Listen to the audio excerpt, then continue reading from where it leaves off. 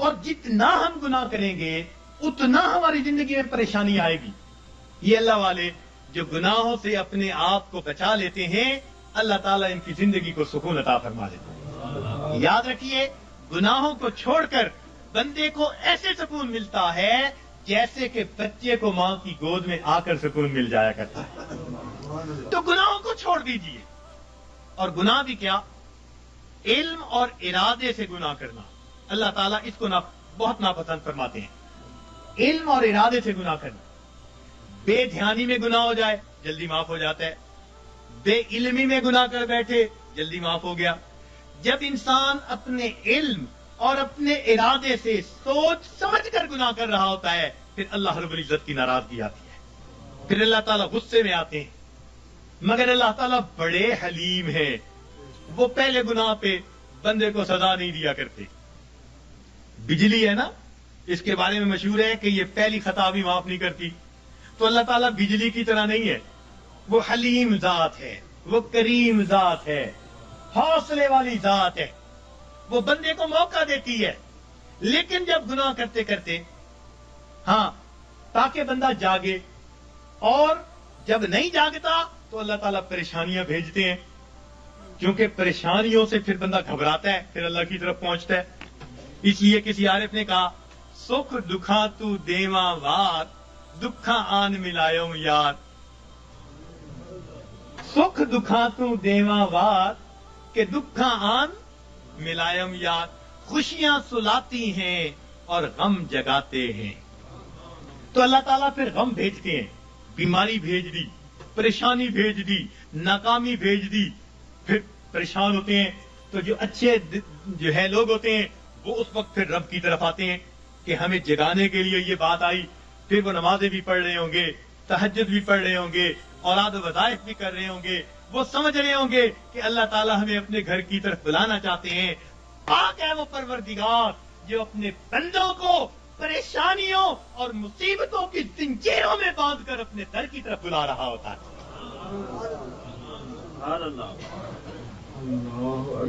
تو یہ کس لیے آتے ہیں؟ بندے کو جگانے کے لیے. مگر ہم جاگنے کی بجائے اور گناہ کر رہے ہوتے ہیں. کاروبار خراب ہوا بددیانتی کی وجہ سے، اب اس کا حل نکالا بینک سے سود کے پیسے لے لو. یعنی علاج وہ تجویز کیا جو پہلے سے بھی زیادہ بندے کو پریشان کرنے والا. تو موٹا اصول یہ ہے کہ اللہ رب العزت کی نافرمانی سے انسان کی زندگی میں پریشانیاں آتی ہیں، مصیبتیں آتی ہیں، ذلتیں آتی ہیں، رسوائیاں آتی ہیں، ناکامیاں آتی ہیں، اور ان کو چھوڑ کر انسان کو دنیا اور آخرت کی سرخروئی نصیب ہو جاتی ہے.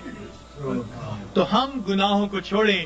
پروردگار عالم نے ارشاد فرمایا وَذَرُوا ظَاهِرَ الْإِثْمِ وَبَاطِنَهُ. تم چھوڑ دو وہ گناہ جو ظاہر میں کرتے ہو یا تم چھپ کر کرتے ہو. یہ گناہ چھوڑنے پڑے. اور انسان گناہوں کی جان نہیں چھوڑتا، مصیبتیں اس کی جان نہیں چھوڑتی. اختیار ہمارا ہے. اور یاد رکھیے کہ جو بندہ اپنے علم اور ارادے سے گناہ کو کرنا چھوڑ دیتا ہے، جو بندہ اپنے علم اور ارادے سے گناہ کو کرنا چھوڑ دیتا ہے، پروردگار عالم اس بندے کی دعاؤں کو رد کرنا چھوڑ دیتا ہے. پکی بات ہے. وہ بندہ مستجاب الدعوات بن جاتا ہے.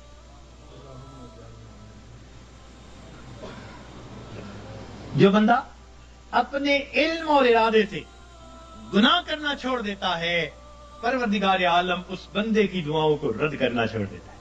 پوچھتے ہیں حضرت اسم آدم بتاؤ، اس سے بڑا اسم آدم اور کیا ہے؟ یہ اسم آدم ہے کہ گناہوں کو چھوڑ دیں اور پھر دیکھیں پروردگار عالم کیا عطا فرماتے ہیں. اس لیے تو فرمایا کہ جو غیر محرم کی طرف نگاہوں کو ہٹائے گا اللہ رب العزت اس کے دل کی عبادت، اس کے دل کو عبادت میں لذت عطا فرمائے گا. تو معلوم ہوا کہ ہر گناہ کے بدلے لذت ملتی ہے. تو چھوڑ دیجئے گناہوں کو تاکہ اللہ رب العزت دلوں کا سکون اور ایمان کی اور اعمال کی لذتیں عطا فرمائے. لذتیں عطا فرمائے. آج کہتے ہیں جی اور وظائف میں کچھ محسوس نہیں ہوتا. بھئی پہلی بات تو یہ محسوس ہوتا ہے یا نہیں، ہمیں تو بندگی کرنی ہے، ہمیں تو بیٹھنا ہے. یاد رکھیں عبد اللطیف بنے، عبد اللطف نہ بنے. کچھ عبد اللطف ہوتے ہیں، لطف اور مزہ ڈھونڈتے پھرتے ہیں. حضرت مزہ نہیں آ رہا، ابھی مزے ڈھونڈنے، اللہ تعالیٰ کی بندگی کرنی ہے، اس کی یاد کرنی ہے. ہم پابند ہیں، غلام ہیں. ہاں اگر یاد میں وہ مزہ بھی دے دیتا ہے تو عنایت ہے اس کی. یہ رحم ہے پروردگار کا، یہ طرز ہے اس کریم ذات کا کہ اپنے بندوں کے دلوں کو اور لذتیں عطا فرما دیتا ہے. ورنہ ہم تو پابند ہیں، بندے جو ہوئے تو ہم گناہوں کو کرنا چھوڑ دیں گے، اللہ رب العزت زندگی سے پریشانیوں کو دور کر دیں گے. اب یہاں ایک سوال پیدا ہوتا ہے کہ پریشانی تو نیکوں پر بھی آتی ہے، ان کے تو گناہ نہیں ہوتے. جی ہاں، پریشانی گناہگاروں پر بھی آتی ہے، پریشانی نیکوں پر بھی آتی ہے، مگر دونوں کے اندر فرق ہوتا ہے. اس فرق کو سمجھنے کی ضرورت ہے، اس فرق کو سمجھنے کی ضرورت ہے. نیکوں پر اللہ تعالیٰ اس لیے پریشانیوں کو بھیجتے ہیں کہ ان کو بعض وہ درجات دینا چاہتے ہیں جو اپنی محنت سے وہ حاصل نہ کر سکے. اب پریشانیوں کو بھیج دیا تاکہ اس پریشانی کو وجہ بنا کر اللہ تعالیٰ ان کو قرب کے درجات عطا فرما دے. تو اللہ والوں پر اس لیے پریشانی آتی ہیں ان کو اپنے رب کے قریب کرنے کے. اس لیے حضرت مجد لسانی رحمۃ اللہ نے فرمایا کہ سالک کی قبض کی کیفیت میں جتنی ترقی ہوتی ہے صاحب کی حالت میں اتنی ترقی نہیں ہوا کرتی. قبض کی حالت کہتے ہیں جب کیفیات سلب ہو، دل نہ لگ رہا ہو، اور اس وقت بھی انسان اللہ کے در پر لگا ہوا ہو عبادات میں، تو اس وقت بڑی ترقی ہوتی ہے اس کی. تو یہ اس لیے کہا کہ تم دیے باد مخالف سے نہ گھبرا اے عقاب، یہ تو چلتی ہے تجھے اونچا اڑانے کے لیے. تو اللہ والوں کے لیے آتی ہیں اونچا، ان کو اونچا اڑانے کے لیے. اور یاد رکھنا کہ اللہ والوں پہ پریشانیاں آتی تو ہیں مگر ان پریشانیوں سے ان میں بے چینی نہیں آیا کرتی. جس کا رب سے تعلق ہے اس کا بے چینی سے تعلق نہیں ہے. یہ یاد رکھنا کہ اللہ والوں پہ یہ پریشانی آتی ہے مگر ان پر بے چینی نہیں آتی. کبھی کسی اللہ والے کو بے چین نہیں دیکھیں گے، وہ پرسکون ہوں گے. پریشانیاں ہیں، خوف ہے، مصیبتیں ہیں، بیماریاں ہیں، مگر طبیعت پرسکون ہوگی. جیسے شیشے کے کمرے میں کوئی بیٹھا ہوا ہو اور باہر آندھی چل رہی ہو تو وہ جھکڑ دیکھ رہا ہے، آندھی دیکھ رہا ہے، ہوائیں دیکھ رہا ہے، درخت گرتے دیکھ رہا ہے، مگر اس کو محسوس بھی نہیں ہو رہا. اللہ والوں کا بالکل یہ حال ہوتا ہے کہ ان کو یہ پریشانیاں مصیبتیں نظر تو آ رہی ہوتی ہیں مگر یہ ان کے دل پر اثر انداز نہیں ہو رہی ہوتی. ان کا دل پرسکون ہوتا ہے. این مصیبتوں کے عالم میں بھی دل اپنے پروردگار سے لگا ہوا ہوتا ہے. چنانچہ ایک بزرگ تھے، اپنے گھر کے اندر کچھ تلاش کر رہے تھے، حالانکہ ان کے بیٹے کی شادی تھی. تو بیوی کہنے لگی جی بیٹے کے لیے دلہا بن رہا ہے، گھوڑے پہ چڑھنے لگا ہے، بارات جانے والی ہے، آپ کیا تلاش کرتے پھرتے ہیں؟ کہنے لگے میں کفن کے کپڑے تلاش کر رہا ہوں، چیزیں تلاش کر رہا ہوں. ان کا کس لیے؟ کہنے لگے دل میں ڈالا گیا ہے کہ ابھی ابھی میرے بیٹے کی وفات ہو جائے گی تو میں نے کہا میں اس کے لیے چیزوں کا انتظام کر لوں. میاں بیوی بات کر رہے تھے، باہر سے اطلاع ملی دولہا گھوڑے پہ چڑھنے لگا، پاؤں پھسلا، گردن کے بل گر کے موت آ گئی. یہ ہوتا ہے دنیا دلہا بنا رہی ہے اور ان کے دل میں اعلان ہوا موت آنی ہے تو گھر میں تیاریاں کر رہے ہیں. سر تسلیم خم ہے جو مزاج یار میں ہے، اپنے رب پہ راضی ہے. سبحان اللہ. تو اس لیے اللہ والوں پہ بھی یہ تکلیفیں آتی ہیں مگر ان کے دل کو بے چین نہیں کرتی، پریشان نہیں کرتی، ان کے دل پرسکون ہوتے ہیں. ہاں ان کے رجوع اللہ میں اور زیادہ جو ہے ترقی ہو جاتی ہے. اور یہ گناہوں کا وبال بن کے بھی آتی ہیں گناہگاروں پر. اور اس کی پہچان کیا ہوتی ہے کہ دل پریشان ہوتا ہے. 3 باتیں یاد رکھیے، 3 باتیں یاد رکھیے کہ جب کسی انسان پر کوئی مصیبت آئے اور اس بھانے کے لیے بھیجی گئی ہے تو پریشانیاں تو آتی ہیں. اس دنیا میں کون ہے جو پریشان نہیں ہے؟ دری دنیا کسے بے غم نباشت، دری دنیا کسے بے غم نباشت، اگر باشد بنی آدم نہ باشد، اس دنیا میں کوئی بے غم نہیں، اگر کوئی ہے تو پھر وہ بنی آدم ہی نہیں۔ تو غم تو ہے ہی اس دنیا کے ساتھ، ہاں جہاں کوئی غم نہیں ہوگا اس کا نام جنت ہے، ابھی وہاں نہیں پہنچے، جب پہنچ جائیں گے تو پھر غم ختم کر دیے جائیں گے۔ لا خوف علیہم ولا ہم یحزنون، یہ کہہ دیا جائے گا۔ دنیا کے اندر تو یہ غم آئیں گے، مگر یہ غم کبھی کبھی آتے ہیں۔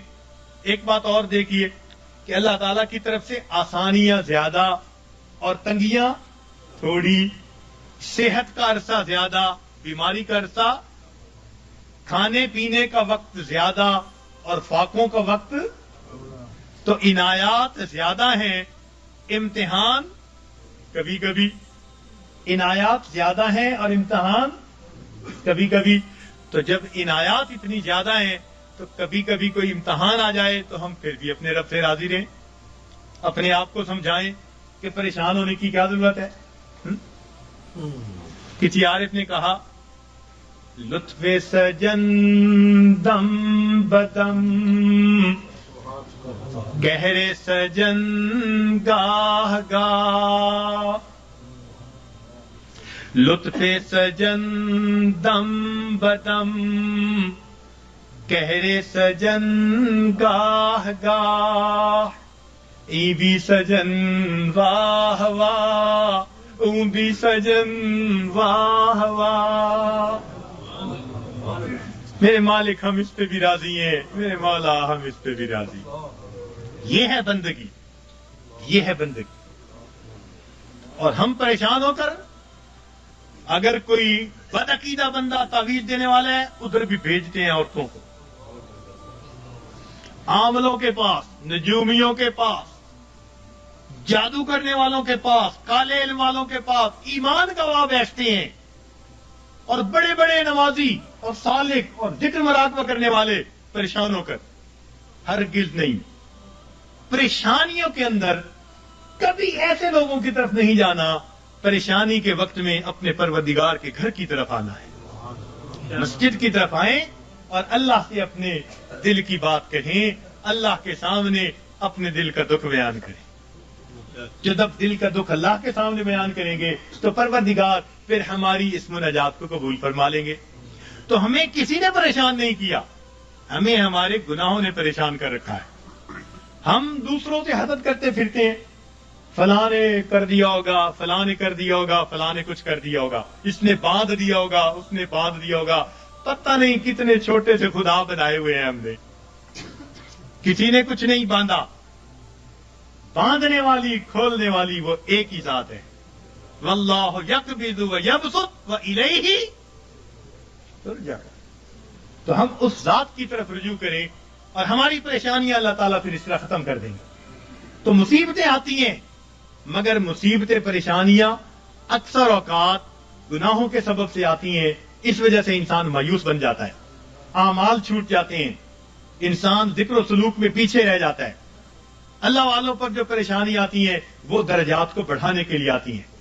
اب یہ ایک بنیادی بات سمجھنے کے بعد یہ بات ذہن میں رکھیے کہ جب کسی بندے کو جگایا جائے اور وہ پھر بھی نہ جاگے تو پھر غصہ آتا ہے۔ گھر میں بھی ماں بچے کو جگائے، باپ بیٹے کو جگائے اور وہ نہ جاگے تو غصہ آتا ہے۔ جب اللہ تعالیٰ بندوں پر پریشانیاں بھیجتے ہیں اور وہ پھر نہیں جاگتے، یہ اللہ تعالیٰ کے غصے کا سبب بنتا ہے، اور پھر اللہ تعالیٰ اس کو دنیا کے اندر عبرت بناتے ہیں۔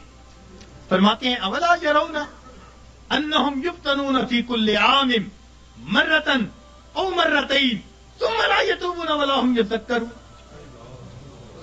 کیا یہ نہیں دیکھتے ہر سال میں ایک دفعہ یا دو دفعہ ان پر مصیبتیں بھیجی جاتی ہیں، پھر بھی توبہ نہیں کرتے، پھر بھی نصیحت نہیں حاصل کرتے۔ تو جب انسان جگانے کے باوجود نہیں جاگتا تو پھر اللہ تعالیٰ اپنے عذاب کا کوڑا بھیجتے ہیں۔ جب انسان گناہوں میں گھر جاتا ہے پھر اللہ تعالیٰ اس پر ہاتھ ڈالتے ہیں، پھر اس کو جہنم کی آگ میں بھیجتے ہیں۔ اس لیے فرمایا بلا من کسب سیئۃ، کیوں نہیں جس نے گناہ کیا، وَأَحَاطَتْ بِهِ خَطِیئَتُهُ، اور اس کی گناہوں نے اس کا احاطہ کر لیا، فَأُولَٰئِكَ أَصْحَابُ النَّارِ هُمْ فِيهَا خَالِدُونَ. یہ ہیں آگ میں بھیجے جانے والے، ڈالے جانے والے، جو ہمیشہ ہمیشہ وہاں رہیں گے کہ گناہوں نے اس کا احاطہ کر لیا. تو کبھی کبھی گناہ بندے کو گھیر لیتے ہیں. جھوٹ کی زندگی، جھوٹ کی زندگی. اب غلط تعلق ہے کہیں، بندے بندے کے سامنے جھوٹ بول رہا ہے، پردے ڈالتا پھر رہا ہے، اس کے سامنے جھوٹ، اس کے سامنے جھوٹ، اس کے سامنے جھوٹ. حدیث پاک کا مفہوم کہ بندہ جھوٹ بولتے بولتے اتنا جھوٹ بولتا ہے اللہ تعالیٰ فرشتوں کے ذریعے نام اعمال میں کذاب لکھوا دیتے ہیں، جھوٹوں کے دفتر میں نام لکھا جاتا. چھپاتے پھرتے ہیں بندوں سے، پروردگار سے تھوڑا چھپا سکیں گے ان باتوں کو. تو کبھی کبھی انسان اپنی بری عادات کو نہیں چھوڑتا اور گناہوں کے اندر گھر جاتا ہے ان کو چھپانے کی خاطر، اور یہی چیز اس کے لیے مصیبت بن جاتی ہے. پھر ذکر میں ترقی کیسی، سلوک میں آگے بڑھنا کیسا. اب کبھی کبھی اوراد وظائف کر رہے ہیں، ساتھ کبیرہ کبھی مرتکب ہو رہے ہیں. یہ تو ایسا ہی ہوا جیسے گولیاں بھی کھا رہے ہیں اور ساتھ ساتھ زکام کے ہوتے ہوئے برف والا پانی بھی پیتے پھر رہے ہیں. تو زکام کیسے دور ہوگا؟ اسی لیے ذکر و سلوک میں آنے کے لیے پہلا قدم یہ ہے کہ انسان اپنے گناہوں سے سچی توبہ کر لے. یہ پہلا قدم ہے، یہ پہلا قدم ہم اٹھا لیں. پھر دیکھیے یہ تھوڑی دیر کا مراقبہ ہمارے لیے معلوم نہیں کتنی برکتوں کا باعث بن جائے گا. ہم جو کہتے ہیں نا ہوتا کچھ نہیں، نہیں، ہمارے مشائخ بڑی اللہ، ان حضرات نے اپنے مشائخ جن کی خدمت میں ہم نے اپنا وقت گزارا، ہم نے ان کی توجہات کو دیکھا. میرے دوستوں، میرے مہربانوں، ہمیں تو جو ملا اپنے مشائخ کی توجہ سے ملا. اپنا عمل کچھ نہیں، اپنی محنت کچھ نہیں. 100% اگر کہیں کہ ان کی توجہات سے ملا تو ہم مسجد میں بیٹھ کر بھی سچ بولنے والے ہوں گے. ان کی توجہ سے ملا. اور ہم تو ویسے بھی فضلی ہیں کہ ہمارا تعلق ماشاءاللہ خانقاہ فضلیہ سے، تو ظاہر میں بھی فضلی ہے اور سچی بات ہے ویسے بھی فضلی ہے. جو ہوا ہے اللہ کا فضل ہی ہوا ہے، اور اب بھی یہاں سے اللہ کا فضل مانگنے ہی آئے بیٹھے ہیں، اللہ کا فضل مانگنے ہی آئے بیٹھے ہیں. تو اس لیے جب ہم گناہوں کو چھوڑ دیں گے، خود بخود اوراد و وظائف کی توجہات کے جو اثرات ہوں گے وہ دل کے اوپر آنے شروع ہو جائیں گے. ہمارے حضرت خواجہ احمد سعید قریشی رحمۃ اللہ علیہ، احمد الشرقیہ والے، ان کے حالات زندگی میں حضرت سید الوار حسین شاہ رحمۃ اللہ علیہ نے یہ واقعہ لکھا. فرمایا کہ وہ کبھی کبھی پورے شہر کے لوگوں کو توجہ دیتے تھے اور فرماتے تھے کہ بعض دلوں سے فیض ٹکرا کر واپس آتا اور مجھے آواز آتی کہ ہمارے لیے اس دل میں کوئی جگہ نہیں ہے، ہمارے لیے اس دل میں کوئی جگہ نہیں ہے. تو جب دل پہ گناہوں کی میل اتنی چڑھی ہوئی ہو پھر توجہات کیا اثر کریں گی؟ تو اس میل کو اتاریں گناہوں کو چھوڑ کر، سچی توبہ کر کے. پھر دیکھیے اللہ رب العزت کی رحمت کیسے ہمارے دلوں کو سنوارے گی اور کیسے ہمارے دلوں کو بنائے گی. اور کبھی کبھی تو انسان مال، ہاں ایک نکتے کی بات عرض کرتا چلوں کہ شیطان انسان کو دو طرح سے ورگلاتا ہے. شیطان انسان کو دو طرح سے ورگلاتا ہے، ایک شہوات کے ذریعے سے اور دوسرا شبہات کے ذریعے سے. شیطان انسان کو دو طرح سے ورگلاتا ہے، ایک شہوات کے ذریعے سے اور دوسرا شبہات کے ذریعے سے. یعنی کچھ تو ایسے ہوں گے کہ وہ شہوات کے گناہوں میں لگے ہوئے ہیں، بد نظری میں، گناہ میں، زنا میں، فلاں میں، فلاں میں. یہ شہوات کے گناہ ہیں جو مال سے تعلق رکھتے ہیں یا جمال سے تعلق رکھتے ہیں. دنیا میں دو ہی چیزوں کے اسیر ہیں نا، کچھ مال کے اسیر ہوں گے، کچھ جمال کے اسیر ہوں گے. تو شہوات کے ذریعے سے شیطان بہکاتا ہے، اور جن پر شہوات غالب نہیں آتی، قابو میں رہتے ہیں، ان کو شبہات کے ذریعے سے بہکاتا ہے. مثلا جی یہ مراقبہ سنت سے ثابت ہے، جی یہ بیعت واقعی ضروری ہے، جی یہ پیری مریدی اس وقت بھی تھی. اس قسم کی باتیں شبہات والی دین میں ڈالے گا. اور یہ شک ایسی بری بلا ہے کہ یہ انسان کے اعمال کی بنیاد کو ہلا کے رکھ دیتی ہے. اس لیے قرآن پاک میں ابتدا سے ہی کہہ دیا ذالک الکتاب لا ریب فیہ ھدی للمتقین. ھدی للمتقین بعد میں کہا، پہلے کیا کہا؟ کیونکہ شک کے ساتھ پڑھو گے تو پھر ہدایت نہیں ملے گی. نبی علیہ السلام نے دعا مانگی اللہم انی اعوذ بک من الشک والشرک والشقاق والنفاق وسوء الاخلاق. تو شرک سے بھی پہلے شک سے پناہ مانگ. یہ شک بڑی بری بات، اتنی بری کہ بندے کے ایمان کو بھی ضائع کر کے رکھ دیتی. تو دین اسلام کی باتوں میں شک، جی یہ مولویوں کی بنی ہوئی باتیں ہیں جی، یہ آپس میں بناتے رہتے ہیں جی، کرتے رہتے ہیں جی، یہ بھی کون سا ضروری ہے جی. شک ہو گیا ہماری جی، کہاں ہماری سنتا جی، مانگ مانگ کے جی عمر گزر گئی، ہماری تو سنتا ہی نہیں. تو یہ شک کے ذریعے سے یا شبہات کے ذریعے سے یا شہوات کے ذریعے سے شیطان انسان کو بہکا دیا کرتا ہے. تو انسان پر مصیبتیں اللہ تعالیٰ بھیجتے ہیں، کبھی گناہوں کی وجہ سے تاکہ یہ باز آ جائے، اور کبھی اس کو اپنے قریب لانے کے لیے. اور اس کا ایک ہی حل ہے کہ ہم اپنے گناہوں کو چھوڑ کر اپنے پروردگار کی طرف قدم آگے بڑھائیں. اب شیطان مایوس کرتا ہے، کہتا ہے تو نہیں چھوڑ سکتا. بھئی ہم نہیں چھوڑ سکتے تو پروردگار تو چھڑوا سکتے ہیں نا. بھئی ہم اگر نہیں بچ سکتے تو پروردگار تو بچا سکتے ہیں نا. تو پروردگار عالم ہمیں بچا لیں گے جب ہم سچی توبہ کریں گے. حضرت اقدس تھانوی رحمۃ اللہ نے عجیب نکتہ لکھا ہے. فرماتے ہیں جو بندہ گناہ کر بیٹھے مگر اللہ سے دعائیں مانگے، اللہ بچا لے، میں بچنا چاہتا ہوں، روئے دھوئے معافیاں مانگے، پھر گناہ کر بیٹھے، پھر روئے دھوئے معافیاں مانگے، فرمایا ساری زندگی اسی طرح کرتا رہے، اللہ تعالیٰ قیامت کے دن اس کو کھڑا کریں گے، فرمائیں گے میرے بندے تو گناہوں سے بچا کیوں نہیں؟ کہے گا یا اللہ ہر وقت معافیاں مانگتا تھا اور کہتا تھا اللہ بچا لے، میں تو دعا ہی کر سکتا تھا. اللہ تعالیٰ فرمائیں گے واقعی تو نے دعا مانگی، تیری دعا کو قبول کر کے سب گناہوں کو ہم نے معاف فرما دیا. تو جب گناہ سرد ہو جائے تو معافیاں مانگے، روئے دھوئے اپنے رب کو منائے. الندم توبۃ، ندامت توبہ. تو دل میں نادم ہو اور اپنے رب کو منانے کی کوشش کرے.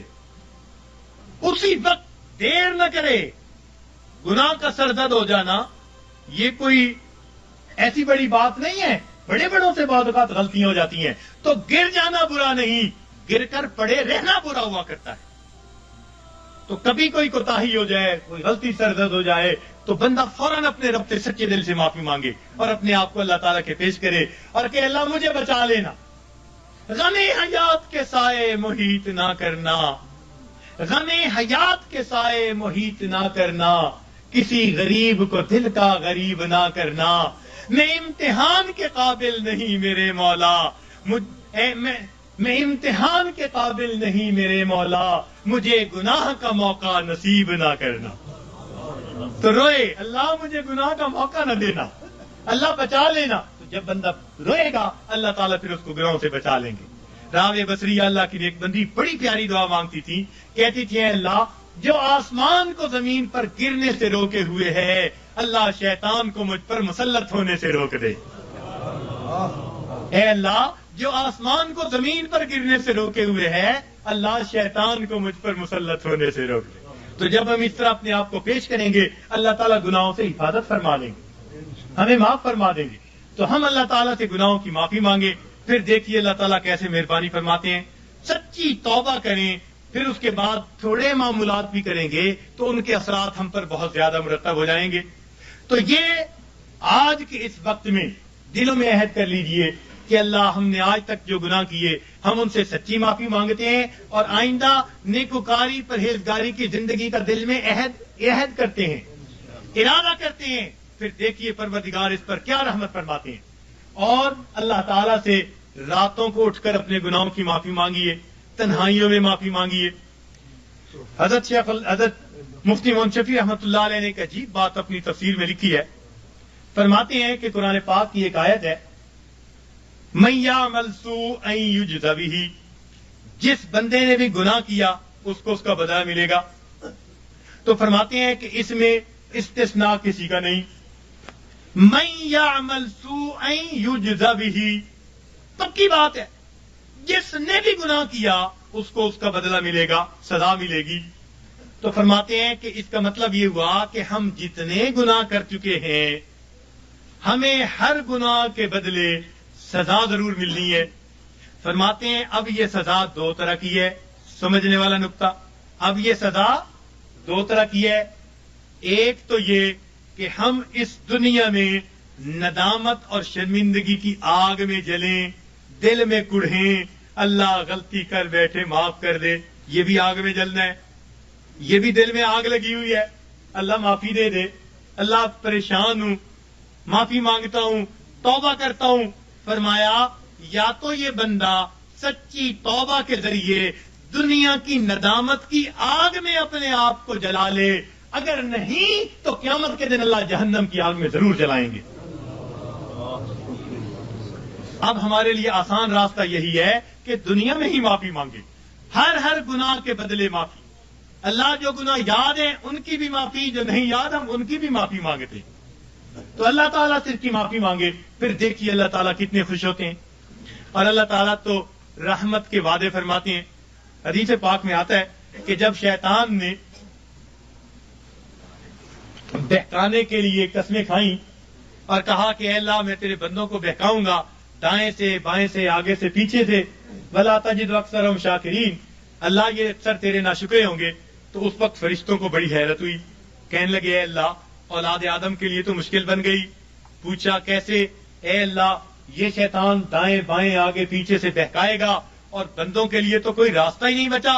اللہ تعالیٰ نے فرمایا کہ میرے فرشتوں یہ دو سمتوں کو بھول گیا، ایک نیچے کی سمت ایک اوپر کی سمت. میرا گناہگار بندہ جب اپنے گناہوں پہ پریشان ہو کر میرے در پہ آئے گا اور میرے در پر آ کر ہاتھ پھیلا دے گا، کیونکہ ہاتھ اوپر کی سمت کو اٹھیں گے، ابھی اس کے ہاتھ نیچے نہیں جائیں گے، میں اس کے گناہوں کو معاف فرما دوں گا. اور جب میرا بندہ اپنے گناہوں سے پریشان ہو کر اپنے سر کو سجدے میں ڈال دے گا، کیونکہ نیچے کی سمت سے شیطان اثر انداز نہیں ہو سکتا، میرا بندہ ابھی سر نہیں اٹھائے گا، میں اپنے بندے کے گناہوں کو معاف فرما دوں گا. تو شیطان نے ایک قسم کھائی تھی، فَبِعِزَّتِكَ، اللہ تیری عزت کی قسم میں تیرے بندوں کو بہکاؤں گا. اللہ تعالیٰ نے اس کے جواب میں فرمایا شیطان مردود تو قسمیں کھاتا ہے میرے بندوں کو بہکانے کے لیے، ورغلانے کے لیے. ذرا میری بات بھی سن لے کہ میرے بندے بتقاضائے بشریت گناہ کرتے رہیں گے، اگر اپنی موت سے پہلے سچی معافی مانگیں گے. فَبِعِزَّتِي وَجَلَالِي، مجھے اپنی عزت کی قسم، مجھے اپنے جلال کی قسم، میں ان کی توبہ کو قبول کر لوں گا. تو شیطان نے بہکانے کے لیے ایک قسم کھائی تھی، رحمان نے معافی دینے کے لیے دو قسمیں کھائی ہوئی ہیں. سبحان اللہ. اس لیے اللہ تعالیٰ کی ہر صفت کا ایک نام ہے، لیکن رحمت کی صفت کے دو نام ہیں، رحمان اور رحیم. اور کوئی صفت ایسی نہیں جس کے دو نام ہو سوائے رحمت کی صفت. وہ تو اتنا کریم آقا ہے، وہ تو بخش کے خوش ہوتا ہے، وہ تو معاف کر کے خوش ہوا کرتا ہے. میں ایک مرتبہ بچیوں کو پردے میں درس دے رہا تھا، ایک جامعہ کی دور حدیث کی بچیاں تھیں. تو ان سے میں نے سوال پوچھا کہ بتاؤ دنیا میں سب سے آسان کام کیا ہے؟ ایک بچی نے جواب دیا کہ اپنی ماں کو منانا. میں نے پوچھا وہ کیسے؟ کہنے لگی جی کہ ہمارا یہ تجربہ ہے کہ ماں اگر اپنے بیٹے سے ناراض بھی ہونا تو بیٹی سے پوچھتی پھرتی ہے اس نے روٹی کھا لی، اس کا بستر تو نے بنا دیا، اس کے کپڑے تو نے ٹھیک کر دیے. اب اوپر سے ناراض پھر رہی ہے، مگر ماں کی مامتا اس کو مجبور کر رہی ہے، لہذا بیٹی سے پوچھتی پھرتی ہے، بیٹی کے ذریعے اس کو کھانا پہنچا رہی ہے. دل سے ناراض نہیں، خفا تھی، بچے نے ستایا مگر دل سے خفا نہیں، اس لیے پوچھتی بھی پھر رہی ہے کہ بچے کو سب چیزیں مل گئی یا نہیں مل گئی. تو وہ کہنے لگی کہ جب ماں کی مامتا کا یہ حال ہے تو ماں کو منانا بہت آسان ہوتا ہے. میں نے کہا ہاں ماں کو منانا آسان صحیح، پھر بھی ماں کے پاس آنا پڑتا ہے. بچہ آ کر کہہ دے امی معاف کر دیں، ماں معاف کر دیتی ہے. بچہ آ کر ماں کا جسم دبائے، امی معاف کر دیں، معاف کر دیتی ہے. ہاتھ جوڑ دے، معاف کر دیتی ہے. اگر پھر بھی معاف نہ کرے، بچہ رو پڑے، ماں سے کبھی بیٹے کے آنسو نہیں دیکھے جاتے. کتنی ناراض کیوں نہ ہوگی جب دیکھے گی بچہ آنسو بہا رہا ہے، اپنے دوپٹے کے پلو کو لے کے آنسو پوچھے گی، کہے گی بیٹا رو نہیں، چل میں نے تجھے معاف کر دیا۔ تو ماں کو منانا دنیا میں اتنا آسان ہے۔ بچیاں کہنے لگیں، میں نے انہیں اس وقت بتایا کہ دیکھو ایک اور ذات ہے جس کو منانا ماں کے منانے سے بھی 70 گنا زیادہ آسان ہے، اور وہ پروردگار عالم کی ذات ہے۔ ماں کو تو پھر بھی زبان سے کہنا پڑے گا، پاؤں پکڑنے پڑیں گے، ہاتھ جوڑنے پڑیں گے، آنسو بہانے پڑیں گے۔ ایک وہ پروردگار ذات ہے جس کے سامنے بندہ تنہائی میں بیٹھا ہو، فقط دل کے اندر نادم ہو جائے، دل کے اندر شرمندہ ہو جائے اور دل میں پکارے، پروردگار گناہوں کی معافی چاہتا ہوں، میں نے سچی توبہ کر لی، اللہ میں نے سلو کر لی، مجھے اپنا بنا لے، شیطان کے پنجے سے چھڑا لے۔ کوئی ہاتھ نہیں ہلایا، کوئی اس نے زبان سے لفظ نہیں نکالا، فقط دل کی ندامت کو قبول کر کے اللہ تعالیٰ اپنی ناراضگی کو دور فرما دیتے ہیں۔ تو اللہ رب العزت کو منانا ماں کے منانے سے بھی 70 گنا زیادہ آسان ہے۔ تو اپنے رب کو منا لیجئے۔ ابن قیم رحمت اللہ نے عجیب واقعہ لکھا، فرماتے ہیں میں گلی میں جا رہا تھا، میں نے دیکھا ایک دروازہ کھلا، ماں اپنے بچے کو مار رہی ہے، تھپڑ لگا رہی ہے اور کہتی ہے تو نے مجھے بڑا ذلیل کیا، بڑا پریشان کیا، نافرمان ہے، کوئی بات نہیں مانتا، نکل جا میرے گھر سے۔ وہ بچہ رو رہا تھا، دھکے کھا رہا تھا، جب گھر سے باہر نکلا ماں نے کنڈی لگا دی۔ فرماتے ہیں میں کھڑا ہو گیا، ذرا منظر تو دیکھوں، بچہ روتے روتے ایک طرف کو چل پڑا، ذرا آگے گیا، نکر سے پہلے واپس آ گیا، پھر دروازے پہ کھڑا۔ میں نے پوچھا بچے واپس کیوں آ گئے؟ کہنے لگا سوچا تھا کہیں اور چلا جاؤں، پھر دل میں خیال آیا مجھے دنیا کی ہر چیز مل سکتی ہے، مجھے ماں کی محبت نہیں مل سکتی، میں اس لیے واپس آ گیا ہوں۔ محبت ملے گی اسی در سے ملے گی۔ کہتے ہیں بچہ بات کر کے وہی بیٹھ گیا، میں بھی وہی بیٹھا، بچے کو نیند آئی، اس نے دہلیز پہ سر رکھا سو گیا۔ کافی دیر گزری، ماں نے کسی وجہ سے دروازہ کھولا، ضرورت کے لیے باہر جانا چاہتی تھی، بیٹے کو دیکھا دہلیز پہ سر رکھے سو رہا ہے، اٹھایا، کیوں دہلیز پہ سر رکھے سو رہے ہو؟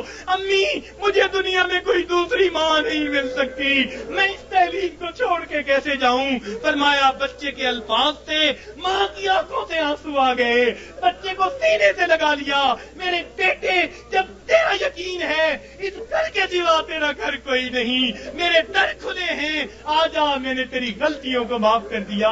فرماتے ہیں جب گنہگار بندہ اپنے رب کے دروازے پہ اس طرح آتا ہے اور کہتے ہیں رب کریم میری خطاؤں کو معاف کر دے، میرے گناہوں کو معاف کر دے، اے بے قصوں کے دستگیر، اے دکھی دلوں کو سکون دینے والے، اے غمزدہ دلوں کو تسلی دینے والی ذات، اے پریشان دلوں کو سکون بخشنے والی ذات، اے بے سہارا لوگوں کا سہارا بننے والی ذات، اے گناہوں کے پردوں میں گناہوں کو اپنی رحمت کے پردوں میں چھپا لینے والی ذات، تو میرے لیے رحمت فرما دے، مجھے در در کے دھکے کھانے سے بچا لے، اللہ اپنی ناراضگی سے بچا لے، میں سلو کرنے کے لیے حاضر ہو گیا ہوں، پروردگار آئندہ نیکوکاری کی زندگی عطا فرما۔